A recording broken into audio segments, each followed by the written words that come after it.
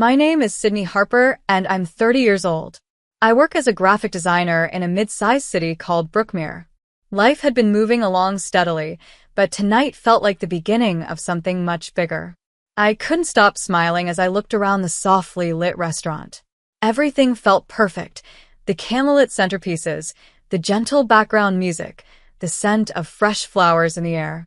Tonight was our engagement party, and after 4 years of being together, Nathan and I were finally taking the next step. In just 4 months, we'd be married. Nathan stood beside me, tall and warm as ever, his hand gently resting on the small of my back. I met him 4 years ago, when he joined the creative department at the marketing firm where I worked. We hit it off during a company off-site retreat, and from there, things just flowed naturally. He was kind, dependable, and smart. We'd built a life based on respect, trust, and shared goals. Our closest friends and family were gathered here tonight to celebrate our engagement. I glanced around the room and spotted many familiar faces smiling back at me, co-workers, old college friends, Nathan's parents, and even a few cousins I hadn't seen in a while. And of course, my own family was there, or at least most of them. My parents, Erica and Owen Harper, sat at a table near the front. Their smiles looked stiff, almost forced. My younger sister, Chloe, was there too, lazily scrolling through her phone like she'd been dragged here against her will. Probably her third phone this year, knowing her track record. We were never very close, and that distance only grew wider with time. Still, I pushed the awkward tension aside. Tonight wasn't about old family dynamics. It was about love, commitment, and the new chapter ahead. Or so I thought. Erica stood up and gently tapped her wine glass with a spoon. The sound rang through the room, and conversations quieted as all eyes turned toward her.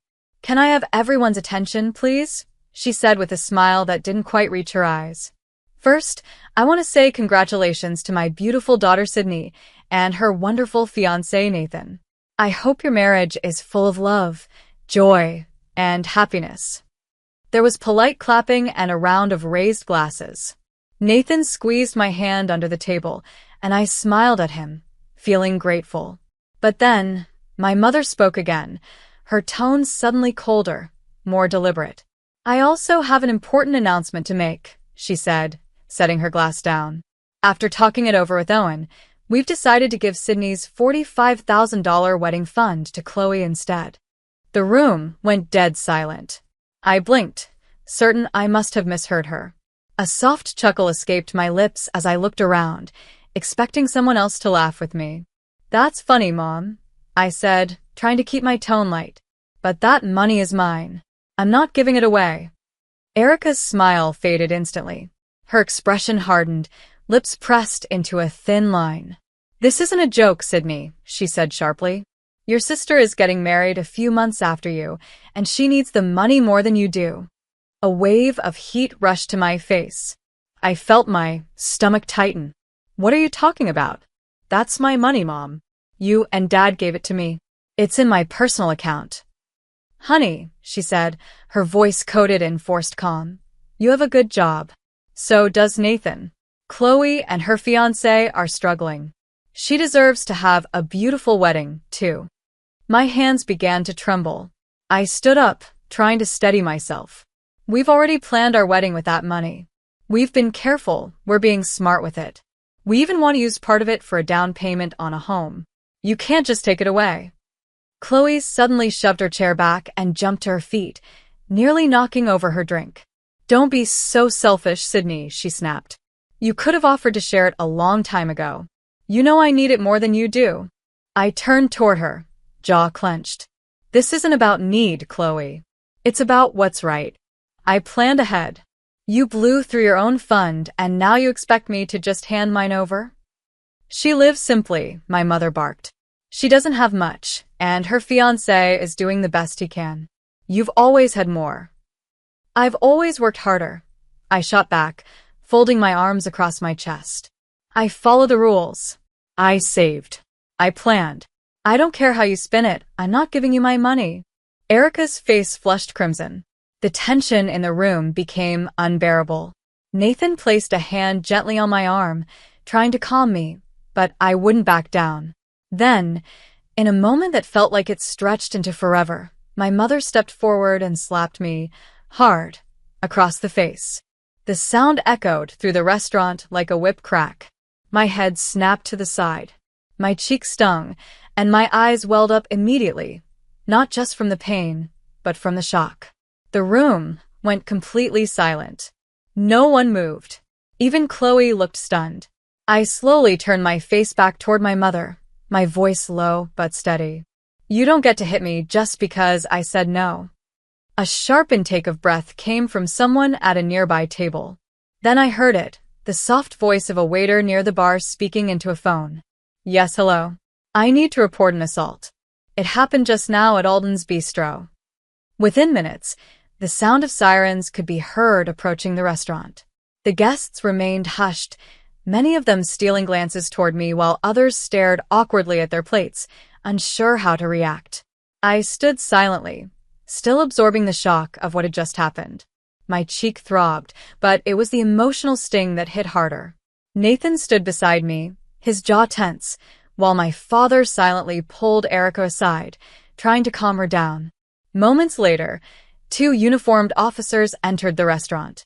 One of them approached our table and asked if I was the one who had been assaulted. I nodded, quietly confirming what had happened. A nearby waiter stepped forward and provided his account of the slap, explaining how Erica had struck me in full view of the guests. Erica tried to defend herself, insisting it was just a family matter, but the officer calmly informed her that public assault, regardless of relationship, was a criminal offense. The officers asked me if I wanted to press charges. My heart pounded in my chest, but my voice came out steady. "Yes, I do." They placed Erica under arrest right there in the restaurant. As the officers led her out in handcuffs, I noticed Chloe staring at me in disbelief, like I was the villain for simply standing up for myself. My father followed them out in silence. The room remained frozen, guests unsure of whether to clap, cry, or leave. Nathan held my hand the entire time, never once letting go. Later that night, after speaking with my lawyer, I officially filed a report and pursued criminal charges. Erica was released on bail the next day, but the legal process had begun. A few weeks later, we were back in court, this time not over the money, but over the slap.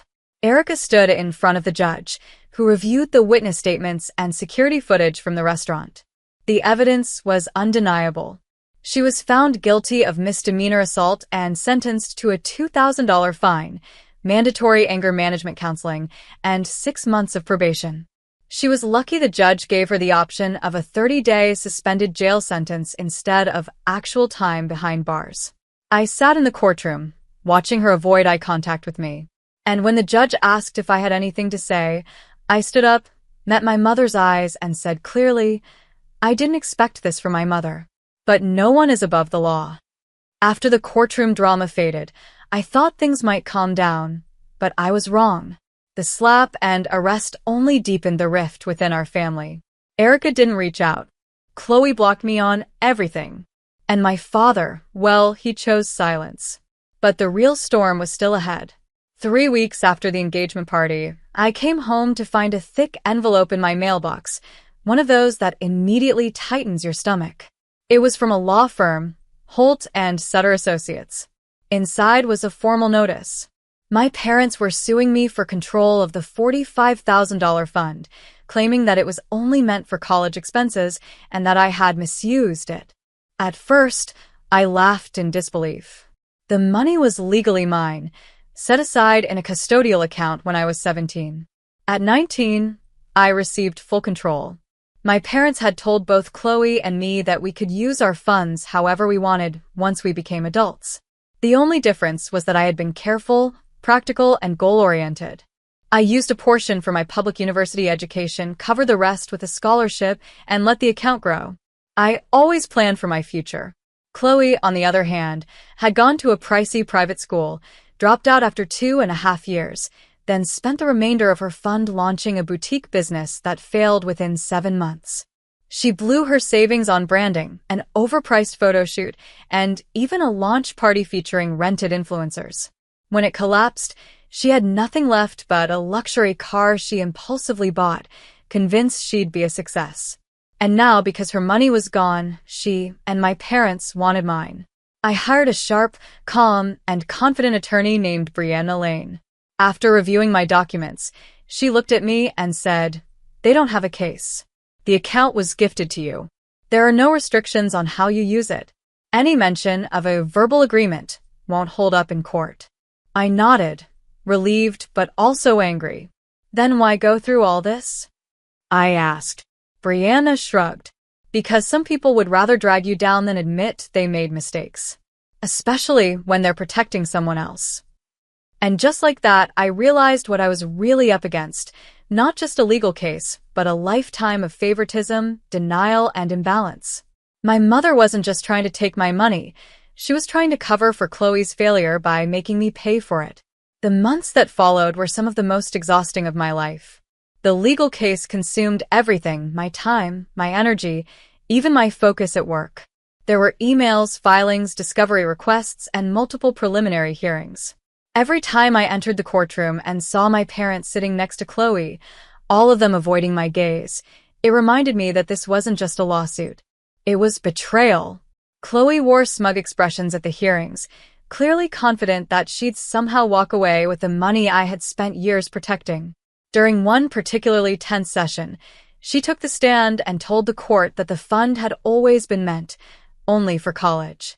My lawyer stood and asked her plainly, "Did you use all of your fund strictly for college expenses?" Chloe hesitated. "Well, not all of it," she muttered. Brianna nodded. "In fact, you dropped out of college and used the remaining amount for your own business venture and a luxury car, didn't you?" Chloe's face tightened. "That's not relevant." But it was. Very relevant. Brianna continued. "So, if there were supposedly strict conditions on this money, why were you allowed to use it for non-educational purposes without objection?" Chloe had no answer. I sat quietly, heart pounding but steady, as the courtroom listened. It was all coming out now. My parents' favoritism. Chloe's irresponsibility. Their attempt to cover up her failures by punishing me. Outside the courtroom, Nathan remained my anchor.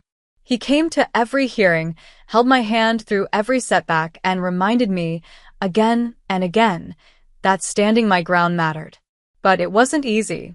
Between legal fees and emotional burnout, it felt like everything I'd planned for my wedding was being stripped away. We had to delay parts of our planning. I lost sleep. I cried, sometimes in the middle of the night, sometimes between meetings at work. But I never gave up. I knew this fight wasn't just about money. It was about being seen, about being respected, and, for once, about holding my family accountable. Just when I thought things couldn't get worse, they did. I was at home reviewing a list of wedding vendors when my phone buzzed with a call from my cousin, Melissa. "Sydney, I just wanted to say I'm sorry about the wedding being canceled," she said sympathetically. My heart skipped a beat. "What are you talking about?" "The wedding's still on." There was a pause. "Your mom called me last week. She said you and Nathan broke up because he cheated on you." My jaw dropped. Within the next hour, I received 3 more calls from confused friends and distant relatives, all asking why the wedding had been called off. Someone had even sent fake emails, designed to look like they were from me, saying the event was canceled. I checked my email and found nothing in my sent folder, which meant someone had made a fake account to impersonate me. I was stunned. My mind immediately went to Chloe. I had no proof, but the pattern was clear. The sabotage wasn't stopping at legal claims. It had become personal.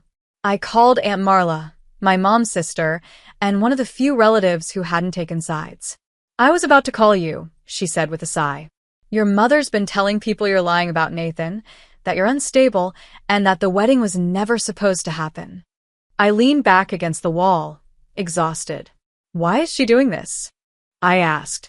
"Because she's protecting Chloe," Aunt Marla replied gently. "She's always protected her, even when she didn't deserve it. I love Chloe, but your mom is enabling her. And now she's dragging you through the mud to make her look better." The betrayal cut deeper than any courtroom testimony ever could. My own mother was trying to ruin my reputation to win sympathy for my sister. Nathan walked in that evening and immediately noticed my face. "What's wrong?" he asked. I showed him screenshots of the fake emails and told him what Melissa had said. He was furious, but not surprised. "Your sister just contacted me too," he added grimly. "She said she had proof that you were cheating on me. She sent photos." I stared at him in horror. He pulled out his phone and showed me several poorly edited images, clearly photoshopped, of a woman with my face pasted onto another body, standing beside some random man. It was laughably bad, but deeply upsetting. Nathan shook his head. "Of course I didn't believe it. But my parents saw them too. Your family is trying to destroy everything we're building." That's when we decided to take action. We hired professional security for the wedding and submitted photos of Erica, Owen, and Chloe, instructing that none of them were to be allowed in. I hated that it had come to this, but I wasn't going to let them ruin anything else.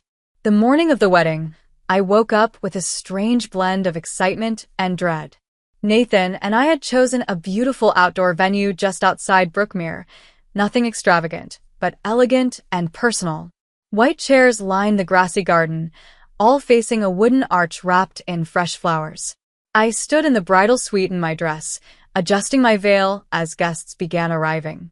My stomach twisted with nerves, not from the vows, but from what I knew could still happen. We had 2 trained security guards stationed at the venue entrance, and they had strict instructions to deny entry to anyone from my immediate family. Nathan and I had gone over every detail. Still, I couldn't relax. At around 2:15, there was a knock on the bridal suite door. One of the guards stepped inside, lowering his voice. "Miss Harper," he said cautiously, "we've just detained a young woman attempting to enter through the back service gate. She matches the photo you gave us, your sister Chloe." My heart pounded. "Was she alone?" I asked. "Yes," he said, "but she was carrying a tote bag. When we opened it, we found a large can of red paint." My breath caught in my throat. The wedding dress, the venue, the guests. She had planned to ruin all of it. Rage, sadness, and disbelief fought for space in my chest. "Do you want to press charges?" the guard asked. "We can contact the local sheriff right now." I hesitated. After everything, after the slap, the lawsuit, the lies, the photoshopped photos, and now this, I had every reason to involve the police again. But this was my wedding day. I had already lost enough to their chaos. "No," I said finally, my voice flat. "Just make sure she's removed from the property and doesn't come back. Please also check that my parents haven't tried to sneak in." He nodded and left. I sank into a nearby chair, trying to keep from crying. My best friend Isabel knelt beside me. "What happened?" she whispered. I looked at her, my voice barely holding steady. "Chloe tried to sneak in with a can of paint. She was going to destroy everything." Isabel's eyes widened in shock, then hardened with fury. "You know what?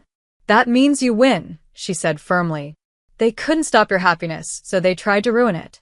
But you stopped them. You stood your ground. Now go marry the man who stood by you through all of this. You deserve every bit of this day." I wiped my tears, took a deep breath, and stood up. My Uncle Brian, my dad's brother, walked me down the aisle. As I stepped into the garden, I saw Nathan waiting under the arch, eyes locked on mine, and in that moment, the rest of the world disappeared. The betrayal, the court dates, the tears, the pain. It all faded. Today was about love. Ours. The ceremony was heartfelt and beautiful. We exchanged vows that spoke of strength, loyalty, and partnership. When the officiant pronounced us husband and wife, the guests erupted into applause. For the first time in months, I felt light, free. The reception was everything we hoped it would be. There was laughter, music, and heartfelt speeches from people who had stood by us through it all. Isabel gave a toast that made me cry, soft, proud tears, the kind that only come after you've been through a storm and found peace on the other side. Nathan and I danced, ate, and celebrated like nothing else mattered. And in truth, nothing else did. Nearly everyone commented on how beautiful the venue looked, how happy we seemed, and how the day felt full of genuine love. A few guests had heard bits of the drama but respected our silence. One aunt leaned over during dinner and whispered, "I'm so proud of you for standing your ground." Her words stayed with me long after the cake had been cut and the final song played. As the night wound down, Nathan and I slipped away under a sky full of stars, running hand in hand through a shower of rice thrown by our friends. We climbed into the car waiting at the curb and drove off, both of us grinning like kids. I turned back for a second and looked at the glow of the venue in the distance. My sister had tried to ruin that moment, but she failed. They all had.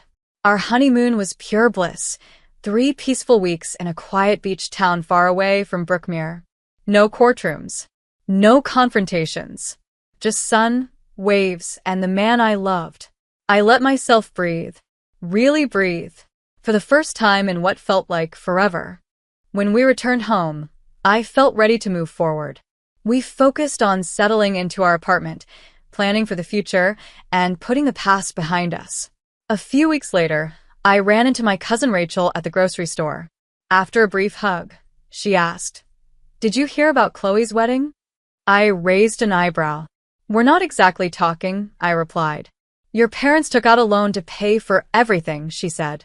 "It's going to be at the Grand Garden Hotel downtown. Super lavish. They're flying in a chef from out of state. It's a whole production." I couldn't help but let out a quiet laugh. Of course they were going all out for Chloe, even if it meant going into debt. "Are you going if she invites you?" Rachel asked carefully.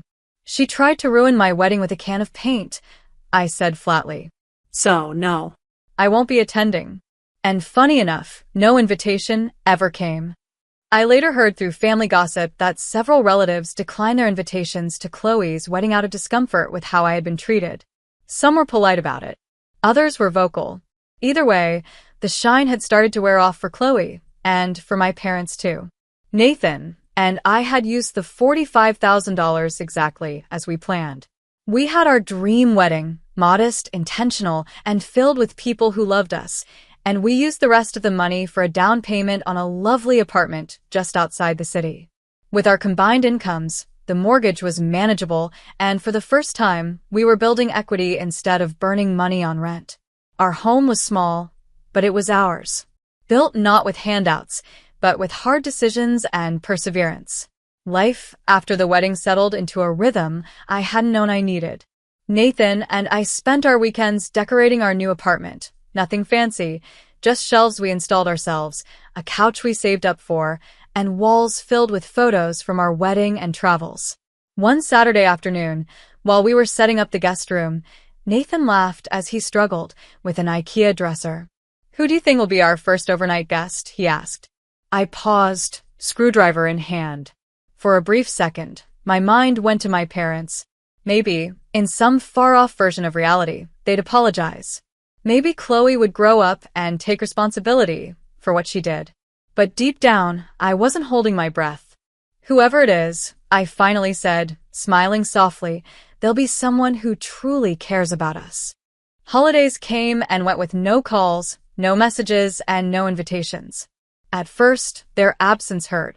My birthday passed quietly that year, and for the first time ever, I didn't hear my mother's voice wishing me well. But then I remembered the slap, the lawsuit, the lies, the paint, the fake photos, and the effort to destroy something pure out of jealousy. And the pain softened into clarity. Nathan occasionally asked if I thought there would ever be peace between us and my family. "Maybe one day," I said honestly. "But if it ever happens, it'll take more than an apology. It'll take change. And I don't see that coming anytime soon." Chloe's wedding eventually came and went. From what I heard, it was over the top, champagne fountains, a rented string quartet, and matching designer dresses for the bridesmaids. But several key family members skipped it, uncomfortable with how they'd watched my parents and sister treat me. Worse, the massive loan Owen and Erica had taken out became public knowledge. They'd sunk everything into that one event, trying to make a statement, trying to pretend the past year hadn't happened. But it had. And people remembered. As Nathan and I grew into our marriage, I realized something profound. Family isn't just the people who share your blood. It's the people who support your boundaries, who celebrate your wins, and who respect your peace. I had lost a lot, yes. But I had gained a home, a husband who stood by me through everything, and friends and extended relatives who saw the truth and never wavered. And most importantly, I still had myself. I didn't crumble. I didn't give in. I protected what I had built, not out of greed, but out of dignity. The $45,000 fund helped us buy a future, a home, stability. But what it really gave us was freedom. Freedom from manipulation. Freedom from guilt. Freedom from a family that believed love was conditional on obedience. I stood up for myself and I won. Not just in court, but in life. Thanks for watching this powerful story. If you found it moving or relatable, don't forget to like the video to show your support. Share your thoughts in the comments. We'd love to hear from you. And if you enjoy real-life inspired stories with strong emotions and satisfying endings, make sure to subscribe to the channel so you never miss a new upload. See you in the next story.